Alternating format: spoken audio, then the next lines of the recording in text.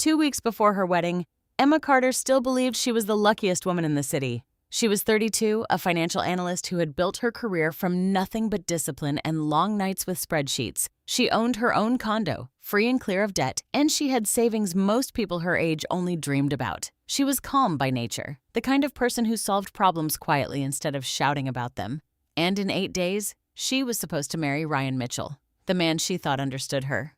Ryan was 34, charming in the easy way that made people trust him before they had any reason to. He laughed loudly at parties, remembered small details about people's lives, and always seemed to know exactly what to say. What Emma hadn't fully understood yet, what she would only understand in pieces over the following weeks, was that Ryan had never really made a decision in his adult life without his mother's approval.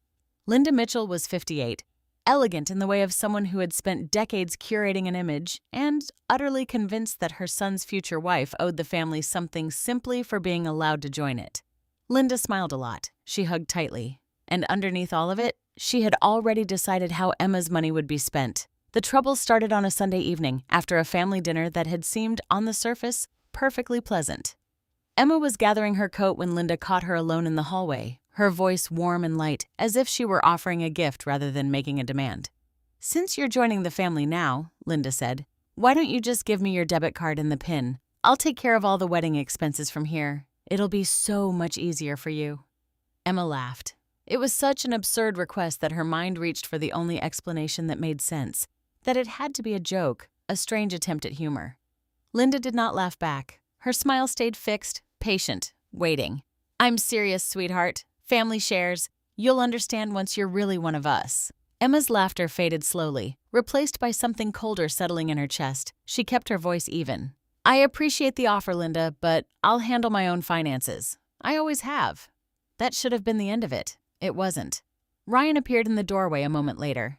Emma never learned exactly how much he'd heard, and his face had already hardened into something she didn't recognize. His voice, when it came, was loud enough that the rest of the family, still seated at the dining table, went silent. "Not even married yet, and you're already being selfish?" The words landed like a slap. Emma stood frozen in the hallway, feeling every set of eyes in the house turned toward her. No one said anything in her defense. Not Ryan's father, not his sister, not a single person who had just spent 3 hours eating at her expense. Because, of course, Emma had paid for that dinner too, the way she'd quietly paid for most things since the engagement began. She didn't argue. She didn't cry. She simply said goodnight, walked to her car, and sat in the driver's seat for a long time before she trusted herself to drive. That night, she told herself it was an isolated incident, a misunderstanding. Ryan was stressed about the wedding, she reasoned. Linda was old-fashioned about family finances. People said strange things under pressure. Emma was good at finding rational explanations. It was, after all, what she did for a living, taking messy numbers and turning them into something that made sense. But the requests didn't stop. They multiplied. Within days, Linda was suggesting, with the same warm, reasonable tone she used for everything, that Ryan should be added to all of Emma's bank accounts. "So there are no secrets between you." Then came the suggestion that his name should go on the deed to Emma's condo, since you'll be living there together as husband and wife. Then it was a request to help cover a few months of the Mitchells' mortgage, because Ryan's father had hit a rough patch. Then it was a hint, dropped almost casually over coffee, about how nice it would be if Emma helped Ryan get a car that actually matches his new position at the firm. A luxury SUV, as it turned out, when Emma finally asked what exactly that meant. And then, almost as an afterthought, there was Ryan's younger sister, who was applying to graduate school and could really use some help with tuition, since you're basically her sister now, too. Each time Emma pushed back, gently but firmly, Ryan had the same response, delivered like a line he'd memorized. "That's what family does, Emma. You're going to be my wife. What's mine is yours, and what's yours is ours." He said it so often, so smoothly, that Emma began to wonder if she was the one being unreasonable. That was the part that frightened her most. Not the requests themselves, but how easily she started to doubt her own judgment. She had spent her whole career reading numbers correctly. Now she couldn't tell if she was reading her own relationship correctly at all. It was her Aunt Grace who finally said out loud what Emma had been afraid to think. Grace was 60, the only close family Emma had left, and she had a way of cutting through nonsense that Emma had always admired. Over lunch one afternoon, Emma finally told her everything. The debit card, the yelling, the mortgage, the SUV, the tuition. Grace set down her fork. Emma, listen to yourself. In 2 weeks, you're supposed to marry a man who screamed at you for refusing to hand over your bank card to his mother. That's not a rough patch. That's a preview. Emma wanted to defend Ryan. She opened her mouth to do it out of habit more than conviction and found she couldn't finish the sentence. That conversation was the crack that let the light in. Emma began paying closer attention, not to what Ryan said, but to what he did when he thought she wasn't watching too closely. She noticed the calls he took in another room, the mail he intercepted before she could see it, the way his phone buzzed constantly with messages he angled away from her. It took 2 weeks of careful, quiet digging, the same patient, methodical work she did every day at her job, before Emma understood the full shape of what she was actually dealing with. Ryan was not simply a man under his mother's thumb. He was a man drowning in debt. Emma found records of more than $90,000 owed across multiple maxed-out credit cards, several personal loans taken out in the past 2 years, and a string of losses that traced back to online gambling sites hidden behind folders and passwords he'd never expected her to find. And Linda knew. Linda had known for months. Instead of helping her son face the consequences of his choices, she had decided the simplest solution was Emma. Emma's income, Emma's savings, Emma's condo, all of it folded quietly into the Mitchell family's problem and relabeled as what family does. Emma sat with that knowledge for a long time, alone in her condo, the one asset in her life that was entirely, undeniably hers. She did not scream. She did not confront anyone. She made a decision instead, the kind she was good at making, calm, deliberate, and built on facts rather than feelings. She would not cancel the wedding. Not yet. She would protect herself first. Over the following days, Emma made a series of quiet calls that no one in the Mitchell family knew about. She spoke to the wedding venue and confirmed that every contract was in her name alone. She called the caterer and the photographer and did the same. She met with a lawyer, a friend of Grace's, and had every financial document reviewed line by line, making certain that nothing, no account, no property, no signature, could be altered without her explicit, informed consent. She protected every piece of the life she had built before Ryan Mitchell ever walked into it. Then, 3 days before the wedding, she overheard the conversation that changed everything. She had come back to the Mitchell house to drop off a fitting for Linda's dress, letting herself in through the side door the way she always did. She heard their voices before she saw them, coming from the kitchen, low and unguarded in the way people speak when they believe no one else is listening. Once the wedding's done and the accounts are combined, Linda was saying, we'll look at refinancing her condo. There's more equity in that place than either of you realize. Ryan laughed. An easy, careless laugh, the kind Emma used to love the sound of. She trusts me completely, he said. She won't even ask questions. Emma stood perfectly still in the hallway, one hand still holding the garment bag, and felt something inside her go very quiet and very clear. There was no anger yet, that would come later. In that moment, there was only a cold, total understanding of exactly what she was to these people. Not a partner, not a future wife, an asset to be acquired. She set the garment bag gently on a chair by the door, and she left without either of them ever knowing she had been there at all. For the next 3 days, Emma did something that required more discipline than anything she had ever done in her career. She smiled. She confirmed seating charts.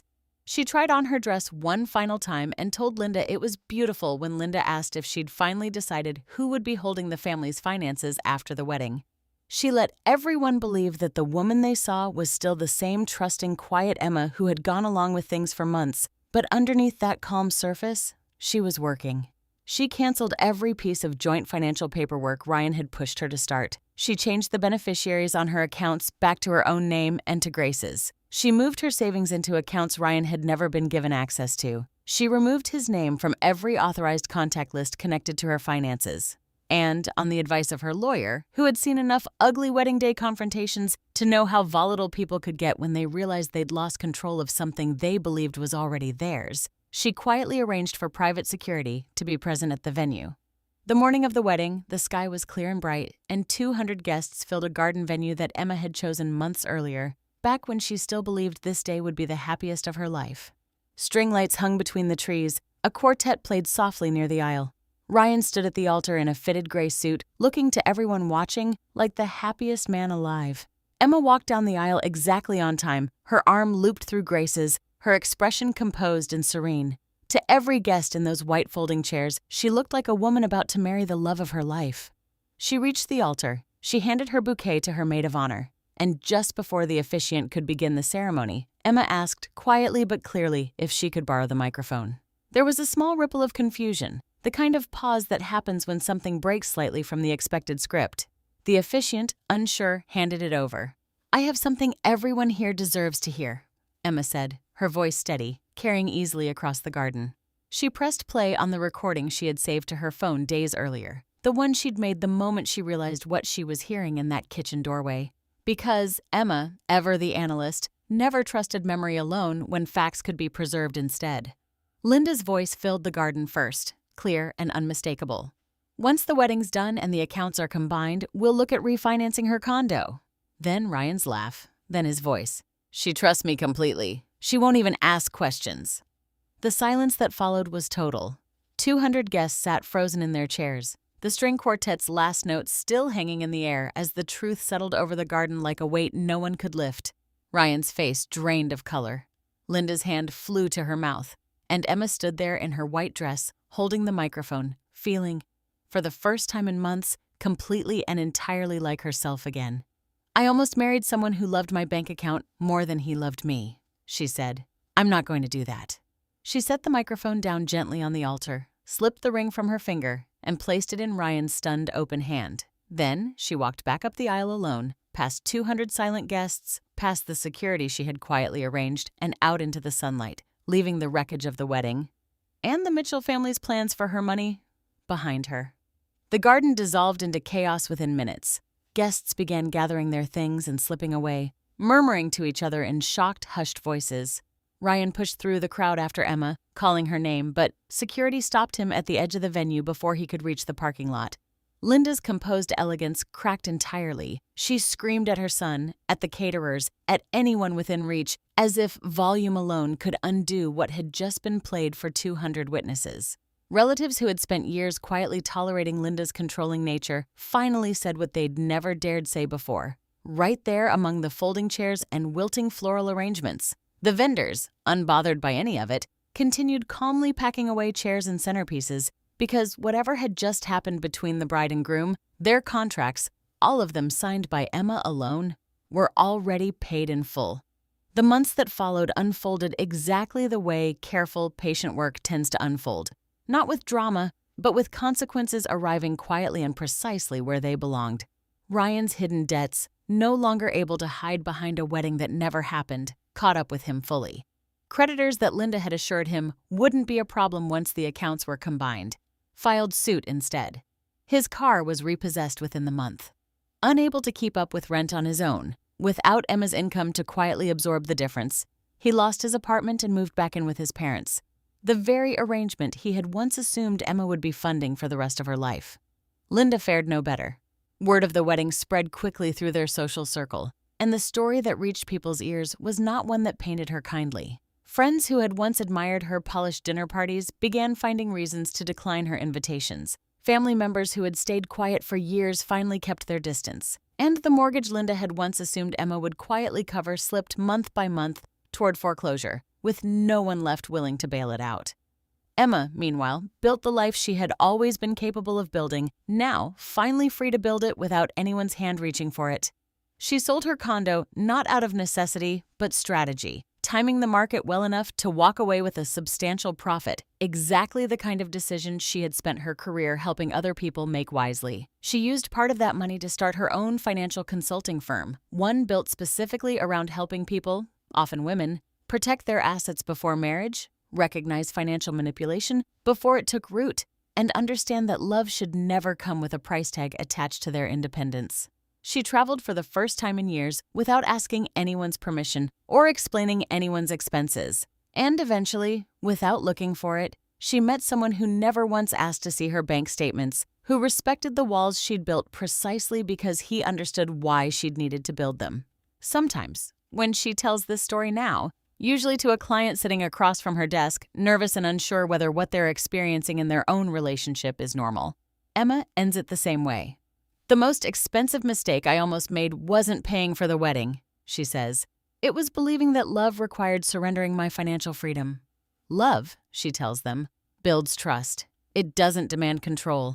And anyone who asks for access to your money before they've earned your respect isn't asking for partnership. They're asking for power.